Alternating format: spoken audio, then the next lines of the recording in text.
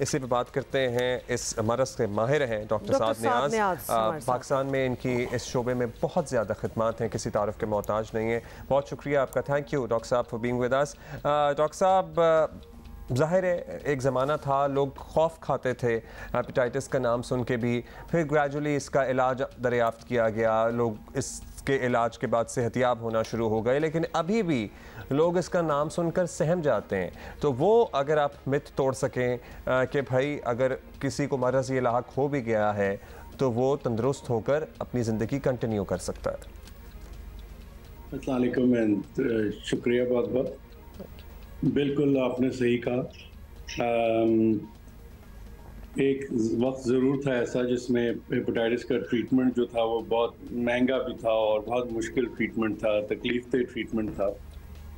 लेकिन जब से जिसको हम डायरेक्टली एक्टिंग एंटीवायरल एजेंट्स कहते हैं, हेपेटाइटिस सी के लिए आई और कुछ इसी तरह की अद्वियात हेपेटाइटिस बी के लिए आई हैं, तो उनसे हेपेटाइटिस सी का तो जहाँ तक ताल्लुक़ है, आम तौर पे ज़्यादातर मरीज़ों के लिए 12 हफ्ते का इलाज होता है और इसका रिज़ल्ट जो हैं इसके, वो आप समझ लें कि बहुत कम बीमारियां ऐसी हैं जिनका इतना अच्छा इलाज है। अब तो ये मैं कह सकता हूँ बड़े, इसीलिए जो आप कह रहे हैं फाइंडिंग द मिसिंग मिलियंस का जो कॉन्सेप्ट आया है वर्ल्ड हेल्थ ऑर्गेनाइजेशन का, वो इस वजह से आया है कि अब हमारे लिए ज़रूरी है कि हम जाके हेपेटाइटिस के मरीज़ों को ढूंढें और उनका इलाज करें। वो ढूंढने की ज़रूरत क्यों होती है? इसलिए होती है कि ज़्यादातर मरीज़ जिनको हेपेटाइटिस सी जिनके सिस्टम में होता है, बॉडी में होता है, उनको कोई तकलीफ़ नहीं होती। मेजॉरिटी को पता ही नहीं होता कि उनको है। तो इसलिए ज़रूरी है कि हर एक की स्क्रीनिंग करें और स्क्रीनिंग करके जो पॉजिटिव आए वो उसका इलाज किया जाए।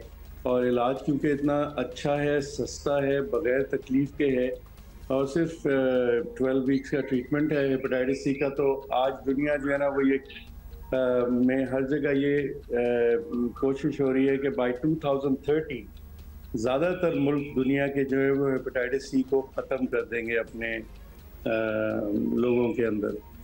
तो ये एक बहुत बड़ी तब्दीली है। तो बहुत बड़ा मिथ है कि हेपेटाइटिस सी का नाम भी और बी का उन्होंने काला पीलिया करके नाम रखा हुआ है, जो कि ज़ाहिर है पहले नाम ही इतना खौफनाक नाम है। तो मेरे हिसाब से ये जो इस्तिलाह है ये बिल्कुल गलत है। और जैसे दीगर इन्फेक्टिव बीमारियां हैं जो आराम से ठीक हो जाती हैं, हेपेटाइटिस सी अब बिल्कुल वैसी बीमारी है। हम एक प्रोजेक्ट कर रहे हैं, इनफैक्ट 2 प्रोजेक्ट्स कर रहे हैं और उसमें से एक प्रोजेक्ट हम लाड़काना के करीब कंबर डिस्ट्रिक्ट में कर रहे हैं और वो एक पायलट प्रोजेक्ट है सिंध गवर्नमेंट के साथ मिलके, जिसमें हम कंबर डिस्ट्रिक्ट में पूरे एक एरिया में जो है हमने वो उसको तकरीबन 4 लाख लोगों की पॉपुलेशन है, जिसमें हम ये पूरा सिस्टम एक सेटअप कर रहे हैं, जिसमें हम जाके लोगों को घर घर और उनके करीब ही जो है टेस्ट भी कर रहे हैं, स्क्रीन कर रहे हैं। जो पॉजिटिव आ रहे हैं उनका इलाज वहीं पे, उनके टेस्ट जो थोड़े एक्सपेंसिव टेस्ट होते हैं और जो मुश्किल टेस्ट हैं उसकी मशीनें हमने वहीं पे प्रोवाइड की हैं ताकि वहीं टेस्ट हो और वहीं उनका इलाज भी हो। डॉक्टर दैट इज कमेंडेबल कि बिल्कुल जहां इलाज की ज़रूरत है लिटरली उनको कहीं जाना ना पड़े और उनके पास ही आप लोग चले जाएं, दैट इज़ गुड।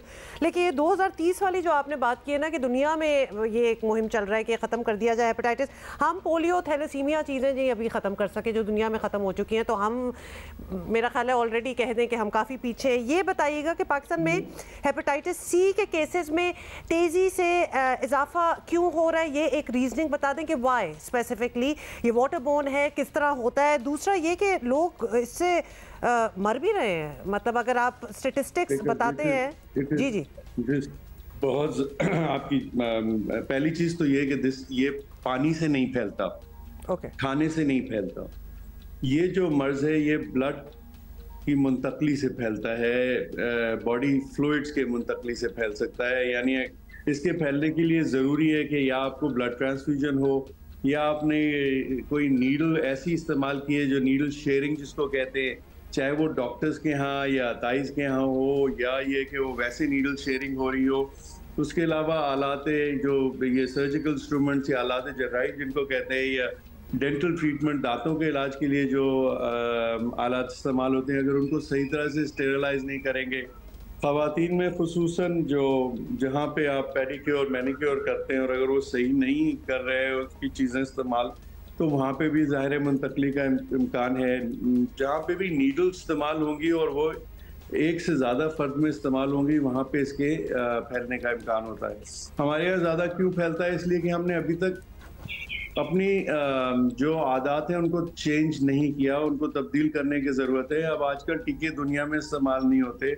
हमारे यहाँ अभी भी जो है बुखार के लिए टीके इस्तेमाल किए जाते हैं, या दूसरे कमज़ोरी के लिए ब्लड ट्रांसफ्यूजन ऐसे इस्तेमाल कर लिया जाता है कि कमज़ोरी हो रही है तो आपने ब्लड लगवा लिया।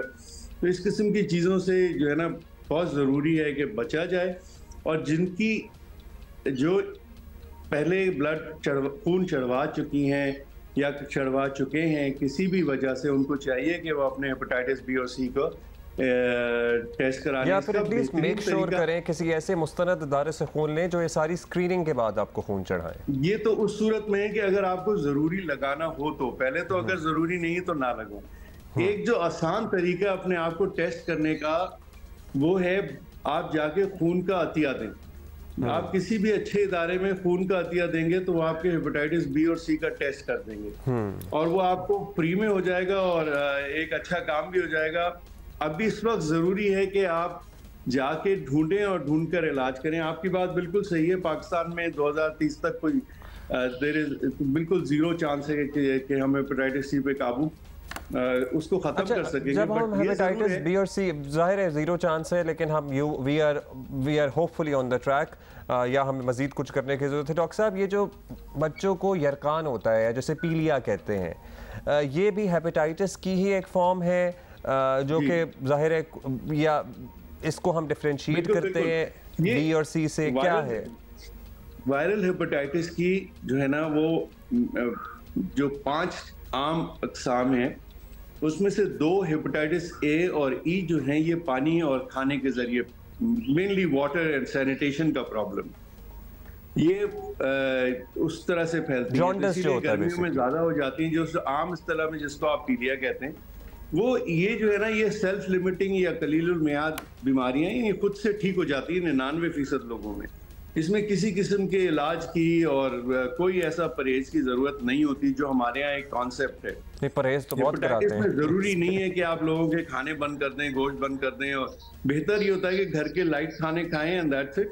अगर किसी को उल्टी हो रही है तो उसको अस्पताल जाने की जरूरत है, बाकी ना ड्रिप की जरूरत है ना गन्ने की जूस खाना पीना। तो ये मस्ट होता है कि लोग, जिसको जॉन्डिस हुआ उसका खाना पीना तो सारा बंद कर देते हैं तकरीबन। ये बिल्कुल गलत है, एक्चुअली नुकसानदेह हो जाता है। और हेपेटाइटिस बी और सी का जो फर्क है इसमें ए और ई में, एक तो मुंतकली का यानी कि ये फैलता दूसरे तरीके से, दूसरा ये सेल्फ लिमिटिंग होता है। जबकि हेपेटाइटिस बी और सी अगर आप इसका इलाज नहीं करेंगे तो आपका जिगर फिर सिकुड़ जाएगा और सिकुड़ने के बाद फिर सरतान होने का, कैंसर होने का खतरा होता है। तो इसलिए हेपेटाइटिस बी और सी को ढूंढ के उसका इलाज करना बहुत जरूरी है।